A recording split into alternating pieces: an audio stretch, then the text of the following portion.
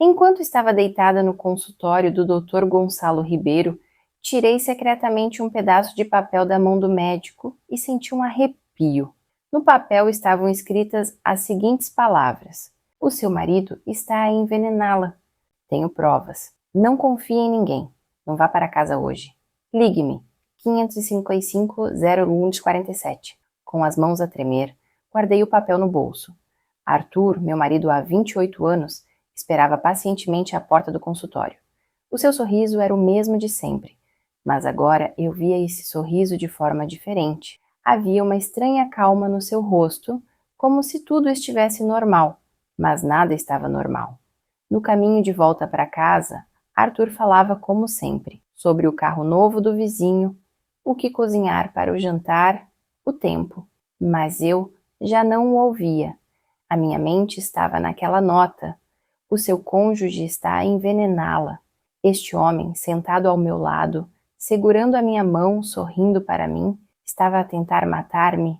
Se estiver a ver este vídeo, não se esqueça de mostrar o seu apoio.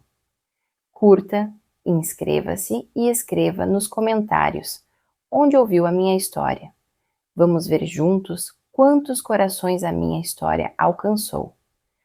Os sintomas horríveis que eu vinha sentindo nos últimos 6 meses agora faziam sentido. Tudo começou com uma inocente dor de cabeça. Depois do almoço preparado pelo Arthur, sentia náuseas constantes. No início, atribuí isso à idade. Tinha 52 anos, achei que fosse normal. Mas depois, o meu cabelo começou a cair. O tremor nas minhas mãos piorou tanto que eu deixava cair a minha chávena de café. À noite, não conseguia respirar, como se estivesse a sufocar. Comecei a ter visão turva.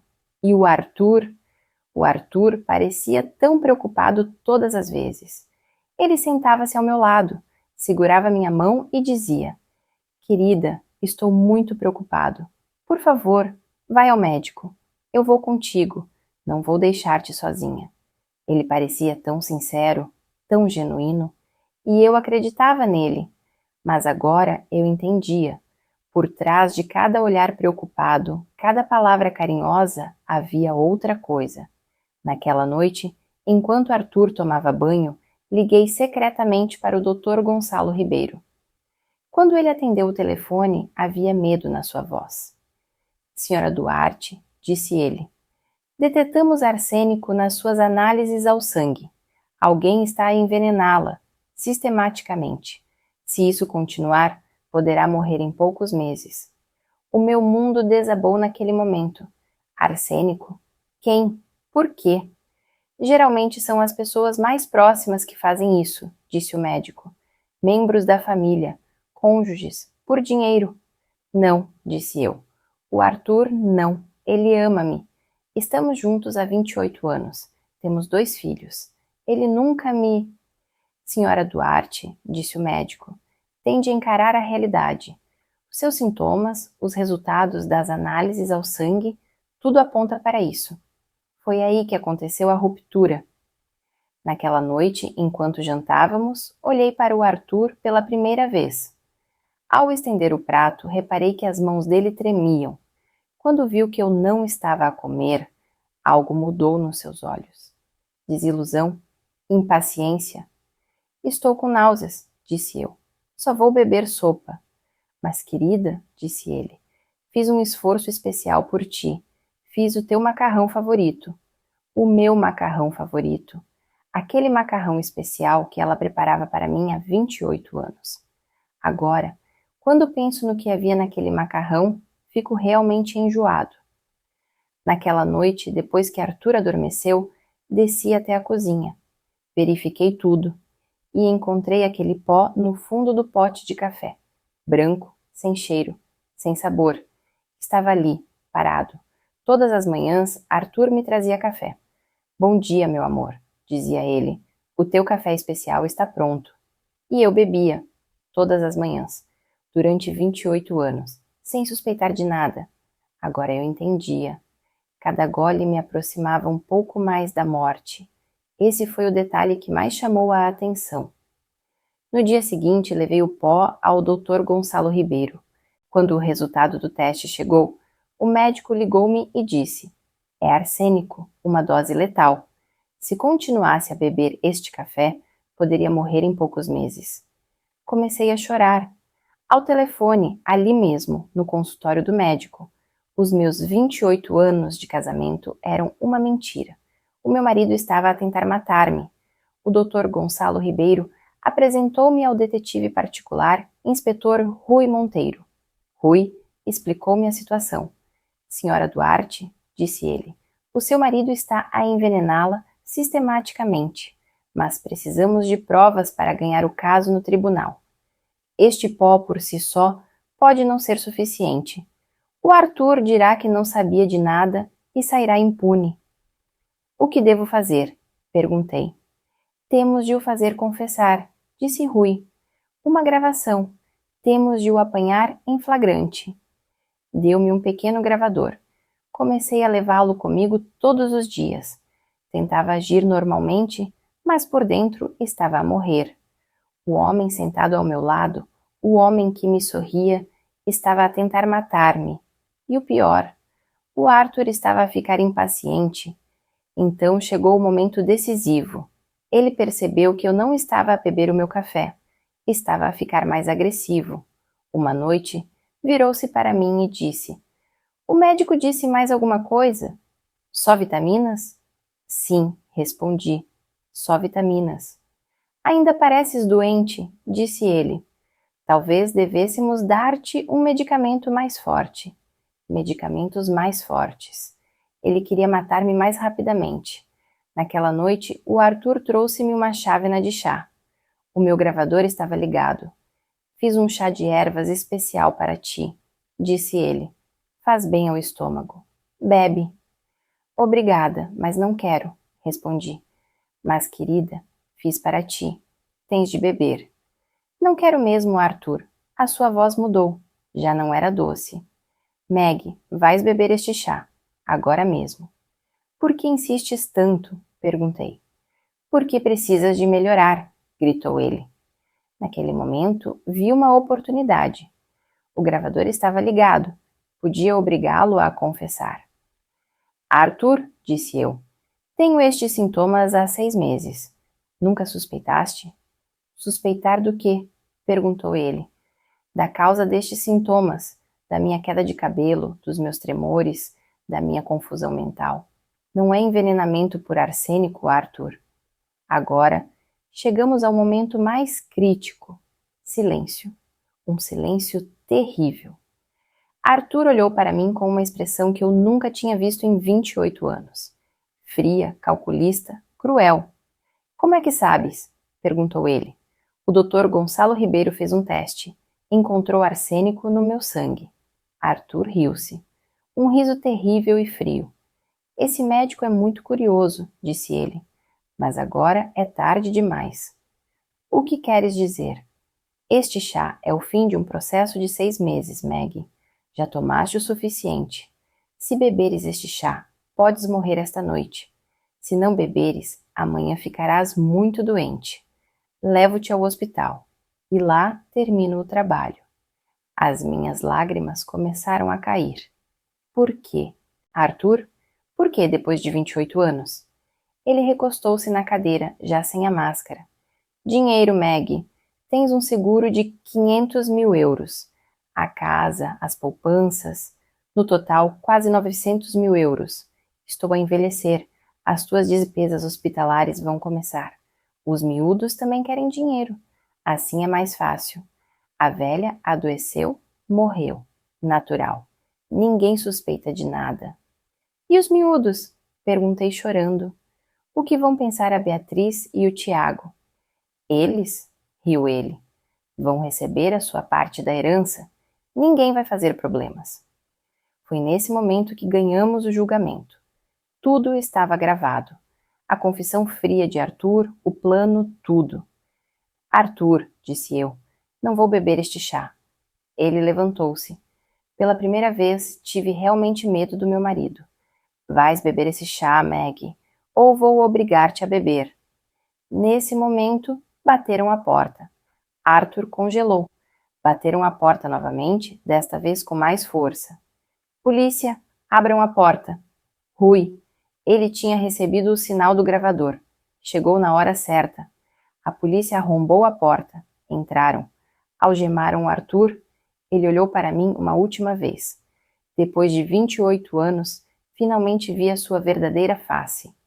O processo judicial durou 3 meses. Gravações de voz, provas de arsênico, o testemunho do Dr. Gonçalo Ribeiro. Tudo era muito claro. Agora veja como a justiça foi feita. O procurador explicou ao júri. Este não é um caso comum de crise conjugal.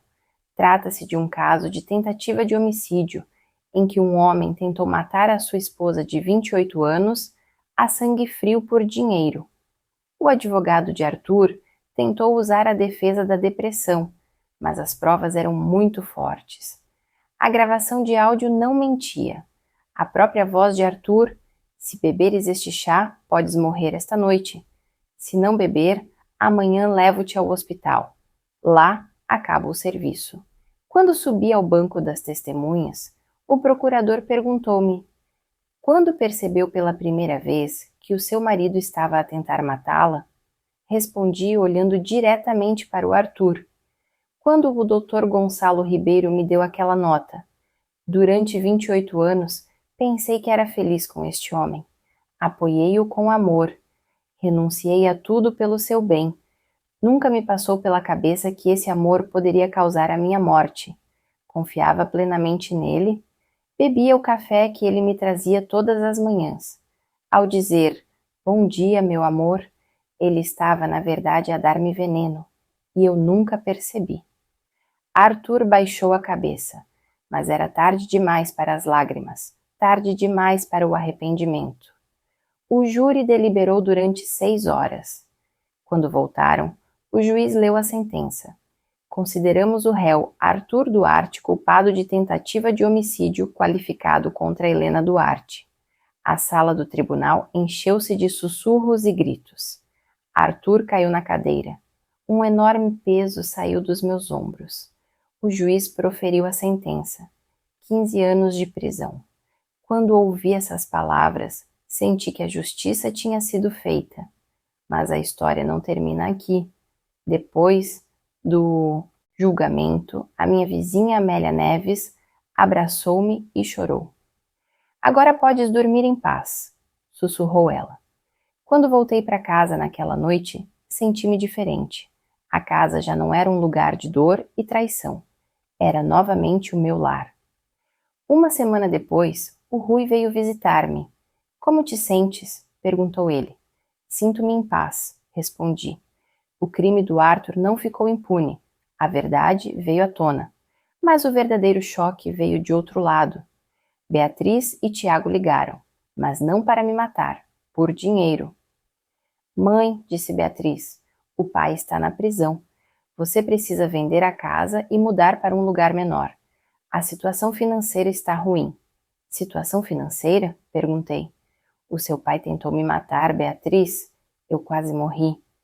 Mãe, estás a exagerar. O pai estava apenas numa situação complicada. Mas agora temos de superar esta crise em família. Tiago acrescentou. Ricardo Faria falou contigo. Encontrou um pequeno apartamento. Adequado. Os meus filhos viam a tentativa de homicídio do pai como uma situação complicada. O facto de eu ter sido envenenada durante 6 meses era insignificante para eles. Filhos, eu disse, o vosso pai tentou matar-me. Durante 6 meses, ele envenenou o meu café. Isso não é uma situação complicada. É uma tentativa de homicídio. Mãe, o julgamento acabou. Tens de deixar o passado para trás. A carreira de Ricardo Faria, o trabalho de Tiago.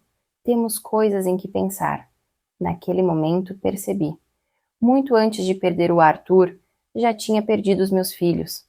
Não vou vender a casa, disse eu. Esta é a minha casa. Vou ficar aqui. Mãe, seja razoável. Está a ficar velha. Estamos a pensar no seu bem. As mesmas palavras. As mesmas palavras que o Arthur disse durante 28 anos. Pelo seu bem. Beatriz, disse eu. Se realmente pensam no meu bem, respeitem o meu direito de viver a minha vida. Naquele dia tivemos a nossa última conversa. Eles escolheram o dinheiro, eu escolhi a verdade. A vida ganhou um novo sentido. O Dr. Gonçalo Ribeiro disse-me que era preciso tempo para que os efeitos do envenenamento por arsênico passassem. Mas eu já não estava a ingerir mais veneno. O meu corpo iria recuperar-se. Todas as manhãs tomava as minhas vitaminas. Trabalhava na minha horta. Cultivava legumes frescos. Ainda sentia náuseas ao pensar em cada café que o Arthur me dava. Mas já não tinha medo. Um dia alguém bateu à minha porta. Quando a abri, estava lá uma jovem mulher. Eu vi-te na televisão, disse ela. Suspeito que o meu marido também me envenenou, mas ninguém acredita em mim. Podes ajudar-me? A história dela era muito parecida com a minha. A doença misteriosa, a falsa preocupação do marido, os médicos que não encontravam nada. Primeiro, disse-lhe para ir para um lugar seguro. Depois, que fizesse análises ao sangue completas. Eu apresentá-la-ia ao Dr. Gonçalo Ribeiro.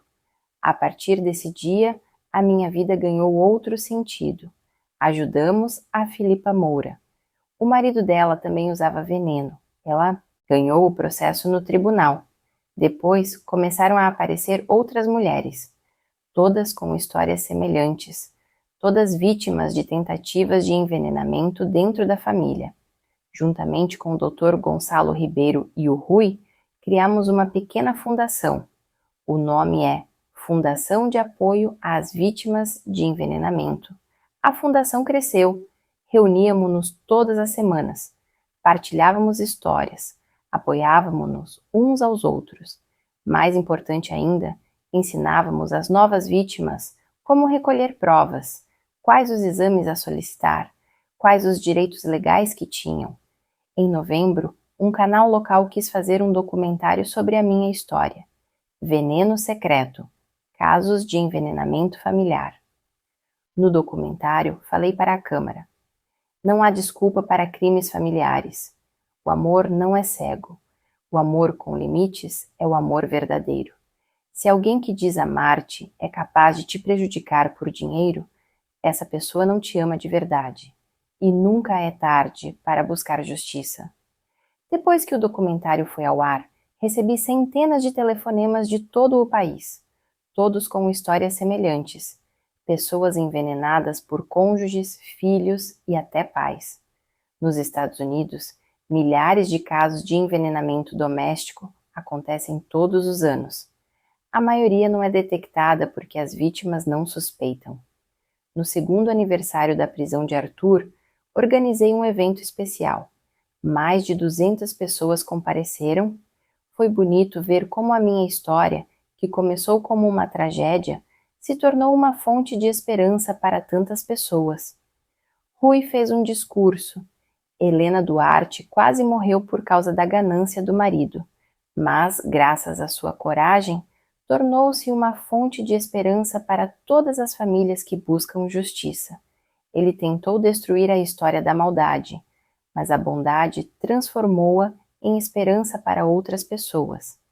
À noite, antes de dormir, às vezes pego as fotos antigas que tirei com o Arthur. Vejo-o a trabalhar no jardim, a rir comigo, a dançar comigo nos réveillon passados. Deixo-me chorar por aqueles inocentes. Ele já foi um homem que não se deixou corromper pela ganância, mas já não choro pelo homem que ele é agora. Ele escolheu o seu destino.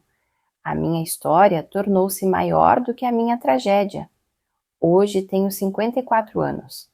O meu cabelo ficou branco, mas os meus olhos, segundo Amélia Neves, têm um brilho diferente do que tinham antes. A minha casa em Serra Clara continua a ser o meu refúgio. Pintei as paredes de amarelo. Transformei o jardim no mais bonito da vila. Rosas vermelhas, cravos brancos, girassóis. O Rui tornou-se a minha família. Todas as quartas-feiras à tarde, ele vem visitar-me. Tomamos café juntos na varanda. Ele conta-me histórias de outros casos.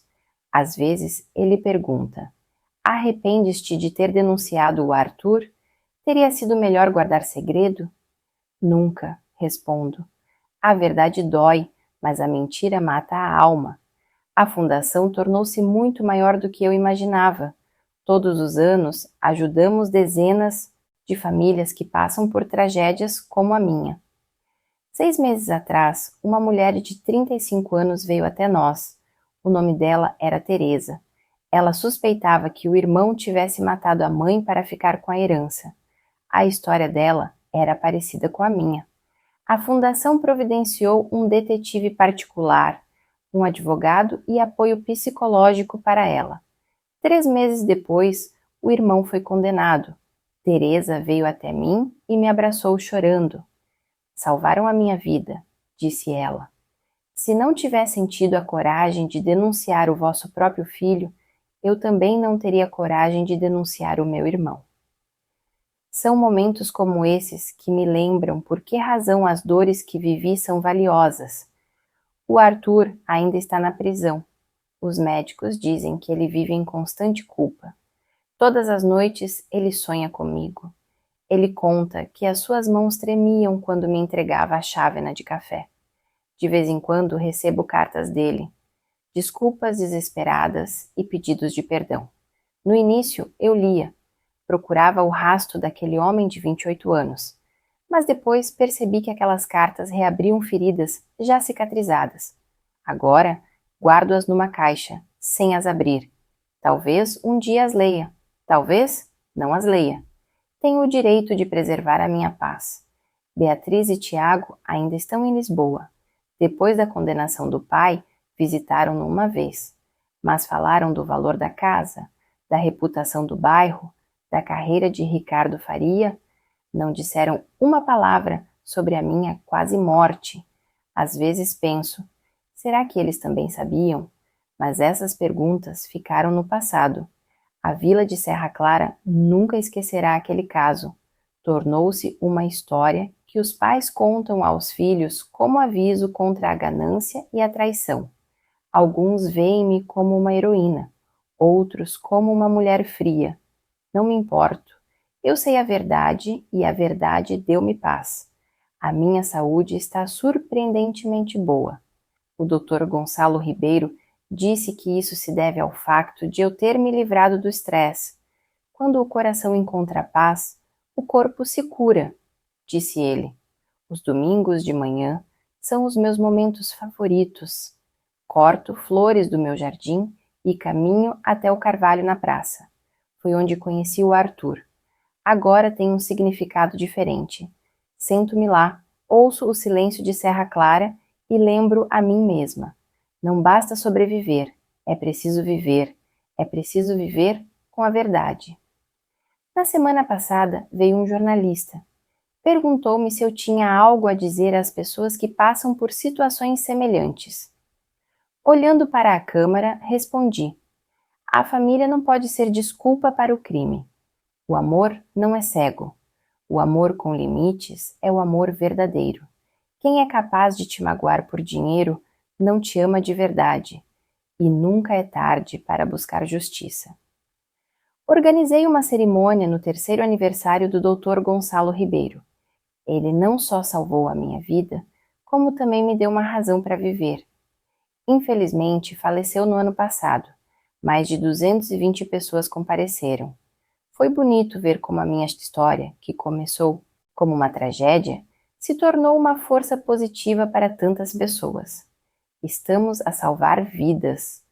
Todas as semanas vejo novos rostos no nosso grupo de apoio, pessoas que carregam a sua própria dor, e digo a todas elas a mesma coisa. Não estás sozinho. Tens o direito de descobrir a verdade. Tens o direito de procurar justiça. À noite, vejo as luzes de Serra Clara pela janela. Cheguei aqui com o Arthur há 28 anos, jovem, apaixonada, cheia de esperança. Agora tenho 54 anos. Estou sozinha, mas não estou sozinha. Tenho a minha família da fundação. Tenho o Rui, tenho a Amélia Neves, tenho dezenas de famílias que ajudei. E mais importante, tenho-me a mim própria, a verdadeira Meg, a Meg forte, a Meg sobrevivente. Às vezes pergunto-me, e se o Dr. Gonçalo Ribeiro não tivesse dado aquela nota? Provavelmente eu estaria enterrada há 6 meses. O Arthur teria ficado com o dinheiro, partilhado com os filhos e talvez fosse feliz com outra mulher. E ninguém saberia a verdade. Diriam que a velha senhora adoeceu e morreu. Trágico, mas inevitável. Mas o Dr. Gonçalo Ribeiro deu aquela nota. E eu escolhi viver. Escolhi a verdade. Escolhi a justiça. Sabe o que é mais estranho? Quando penso no Arthur, já não sinto raiva. Só sinto pena. Porque ele, tendo todo o amor, escolheu o ódio. Tinha uma esposa cheia de amor, mas escolheu a traição. Tinha a oportunidade de ser um homem honrado, mas escolheu ser um assassino. Amanhã é quarta-feira e o Rui virá tomar café, como sempre. Vou contar-lhe os novos casos em que ajudamos esta semana. Depois vamos trabalhar juntos no jardim. A vida continua. Mais simples do que antes, mas mais real. Aprendi que a verdadeira família não é feita por laços de sangue, mas por valores partilhados, respeito mútuo e amor que nunca faz mal. Esta história não é só minha, é a história de milhares de mulheres que não podem falar. A história de mulheres silenciosamente envenenadas, silenciosamente mortas. E eu falo por elas, em cada documentário, em cada entrevista, em cada reunião. Eu digo a elas, se suspeitarem, investiguem. Se tiverem medo, fujam. Se encontrarem provas, busquem justiça, porque a vida é muito valiosa. O amor é muito importante e a verdade é mais forte do que tudo. Helena Duarte, uma mulher de 54 anos. Mas eu não sou só isso. Eu sou uma sobrevivente, uma guerreira, uma esperança. E a minha história ainda não acabou. Provei que a justiça é possível mesmo nos lugares mais inesperados. Uma mulher de 54 anos mostrou que a verdade é mais forte do que as mentiras, que o amor verdadeiro é mais forte do que o veneno e que nunca é tarde para fazer o que é certo. Arthur, onde quer que estejas, espero que saibas que fiz o que era certo. Depois de um dia terrível, descobri a verdade. Procurei justiça e transformei a minha dor em esperança para os outros. E sei que a minha história deu coragem a muitas mulheres. Recebo mensagens todos os dias. Obrigada, Meg, dizem elas. A sua história deu-me coragem. Eu também investiguei. Eu também descobri a verdade. Eu também sobrevivi. É por isso que acordo todas as manhãs. É por isso que luto. É por isso que falo. Porque há milhares de mulheres que são deixadas a morrer em silêncio, nas quais ninguém acredita, que todos chamam de loucas. E quando elas ouvem a minha história, elas percebem, elas não estão sozinhas. Elas estão certas, e a justiça é possível. No mês passado, uma mulher ligou-me. A sua voz tremia. Senhora Duarte, disse ela, o meu marido está a envenenar-me, mas ninguém acredita em mim. A família dele é rica e conhecida. Eu sou apenas uma dona de casa comum. Quem vai acreditar em mim? Eu acredito em si, disse eu, e vou ajudá-la, tal como me ajudaram a mim. Aquela mulher está agora em segurança. O marido foi preso. A verdade veio ao de cima, e mais uma vida foi salva. É por isso que continuo. É por isso que conto a minha história. Porque talvez mais uma mulher me ouça. Talvez mais uma mulher suspeite. Talvez mais uma mulher investigue e talvez mais uma mulher sobreviva. Vivo na vila de Serra Clara, na minha pequena casa, com as flores do meu jardim, as visitas de quarta-feira do Rui, os convites para café da Amélia Neves. Uma vida simples, mas verdadeira. E todos os dias lembro a mim mesma. Naquele dia terrível, quando o Dr. Gonçalo Ribeiro me deu aquele bilhete, a minha vida dividiu-se em duas, antes e depois. O antes era mentira, o depois é verdade. E viver na verdade é sempre melhor do que morrer na mentira. Às vezes acordo à meio da noite. Sonho que o Arthur me oferece café. Bom dia, amor, diz ele. O teu café é especial. Bebe. E acordo suada, com o coração a bater forte. Mas depois olho à minha volta. Estou na minha casa, na minha cama, em segurança. O Arthur está na prisão. A verdade veio ao de cima. A justiça foi feita. E volto a adormecer, em paz, porque já não tenho medo. Amanhã é um novo dia. O Rui vai chegar. Vamos beber café. Vamos falar de novos casos. Talvez ajudemos uma nova mulher. Talvez salvemos mais uma vida. E isso é suficiente para mim. Sobreviver não é suficiente. É preciso viver. É preciso viver com sentido. É preciso viver fazendo a diferença. Eu sou Helena Duarte, tenho 54 anos, sobrevivi a uma tentativa de envenenamento. Procurei justiça, descobri a verdade, e agora sou uma mulher que dá esperança a outras pessoas. A minha história não acabou. Cada novo dia é uma nova página. Cada nova mulher é uma nova esperança. Cada nova vitória, um novo começo. E tu, sim, tu, que estás a ouvir esta história agora. Se tiveres suspeitas, investiga. Se tiveres medo, foge. Se estiveres em perigo, pede ajuda. Porque tu mereces isso. Mereces uma vida segura. Mereces a verdade. Mereces justiça. E não se esqueça, nunca é tarde para fazer o que é certo. A verdade sempre vem à tona. E o amor verdadeiro, nunca faz mal. Esta é a minha história. Mas talvez seja um pouco a sua história também. Talvez seja um pouco a história daquela mulher que sofre em silêncio, em quem ninguém acredita, que todos chamam de louca. E se for assim, saiba, você não está sozinha. Eu estou aqui, a nossa fundação está aqui, e nós acreditamos em si. Arthur, na sua cela, enfrenta-me todas as noites, com 28 anos de memórias, mentiras, oportunidades perdidas, e eu, na minha casa, enfrento a verdade todas as noites, com dor, vitória, renascimento. Ambos fizemos uma escolha. Ele escolheu a morte, eu escolhi a vida. Ele escolheu a mentira, eu escolhi a verdade. Ele escolheu o ódio, eu escolhi o amor. E essa diferença mudou tudo. Gostou da minha história? De que cidade está a ouvir? Encontramo-nos nos comentários. Se a história o tocou, pode apoiar-me enviando-me um super agradecimento para que eu possa trazer mais histórias como esta. Cada apoio permite-me chegar a mais uma mulher. Cada partilha salva mais uma vida. Muito obrigada pelo teu apoio. Partilha a tua opinião sobre a história nos comentários. Talvez tenhas vivido algo semelhante.